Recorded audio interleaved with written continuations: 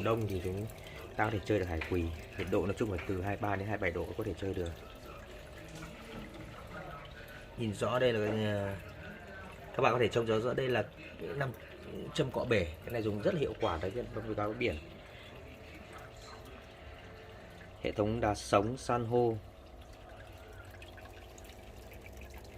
Đối với chơi cá biển quan trọng nhất đó là gì? Đo độ mặn và nhiệt độ. Thì đây chúng ta sẽ có cái dụng cụ đo độ mặn của Hypo. Nhưng cái độ mặn này thì mang tính tương đối. Khi nào muốn chơi thì bạn phải chơi cái loại mà ống đo độ mặn.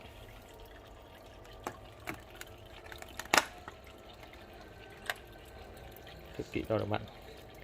Cái này giá thành khoảng 600-700. Bạn có thể đo được cái độ mặn ở đây. Cho nước mặn vào đây,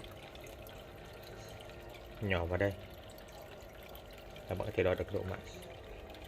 Đây là dụng cụ tối thiểu để chơi cá biển. Hệ thống này thì gồm là cái bể cá có kích thước khoảng 60x40. Hệ thống chân đế. Hệ thống lọc thì bạn dùng lọc thác, hoặc quan trọng nhất là có thể dùng lọc đây chúng ta dùng hệ thống lọc vách rất là tiện. Máy bơm, lọc vách, skimmer thì có cũng được, nhưng tốt nhất nên có cái skimmer. Vì ở đây chúng ta không dùng được cái lọc hệ thống ở cái chân đế dưới, cho nên ta sẽ dùng lọc skimmer ở dưới. Hệ thống tủ, hệ thống san hô đá sống. Cái này thì ít nhất kinh là phải dùng trong vòng khoảng 1 đến 2 tháng này bạn.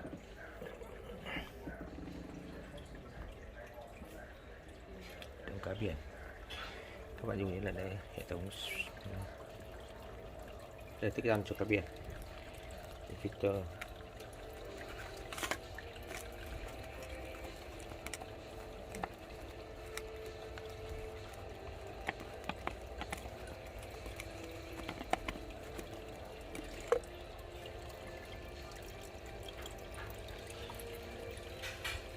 Khô, phyto.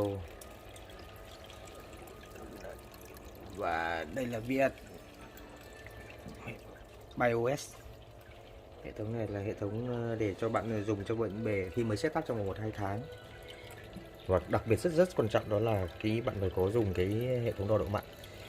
Tuy đắt nó sắt ra miếng, vì khi đo độ mặn thì ở đây chúng ta có thể thấy bằng mắt cơ học nhưng cái độ chính xác không cao. Vì cái nồng độ cá biển của bạn đây là từ 0,24 trên 0,23, nhưng mà độ mặn này không hoàn toàn không chuẩn xác, bạn phải đo bằng một cái hệ thống độ mặn này. Cách đo thì cũng rất đơn giản thôi, chúng ta sẽ nhỏ một giọt muối, nước muối biển của cái hệ thống ở đây, và dùng hệ thống nước biển muối biển cho và giọt vào đây. Nếu mà trong trường hợp là cái độ mặn đạt từ 0,26, cách bạn nhìn vào trực tiếp vào cái lỗ này. Đây, bạn ghé mắt vào tận góc cái này.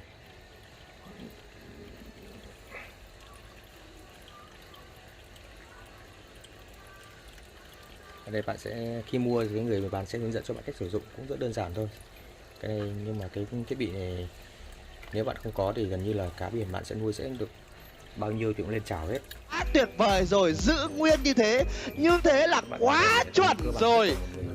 Chỉnh là lại mất chuẩn. Luôn cho các bạn một cái này rất là nhỏ nhưng có vỏ, đây là cái amino vitan, đó là bổ sung cho cá biển về khoảng các cái vitamin, các cái để tăng sức đề kháng cho cá biển.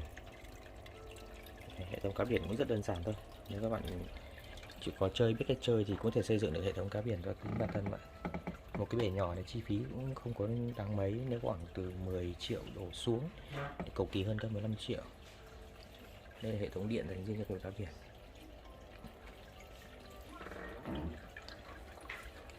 Hệ thống skimmer có thể bạn mua để cái loại này để trên, sau thời gian sử dụng bạn thấy không, đánh bọt rất hiệu quả. Nhưng lâu không thay hệ thống nước đã sang màu của tảo rêu xanh. Hệ thống cá biển thì bạn để đây mình chơi. Đây như con quỳ mình chơi từ một năm ngoái đến nay nó cũng không còn được khỏe lắm, yếu rồi. Có thể đến Tết mình sẽ chơi một hệ thống quỳ mới.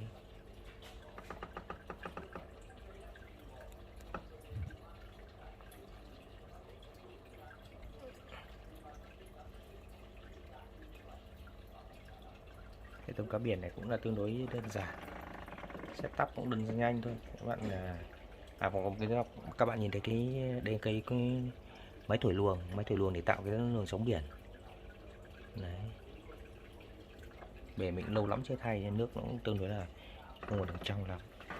Hệ thống đèn này các bạn có thể chỉnh được cái chế độ khác nhau, chuyển thành màu trắng.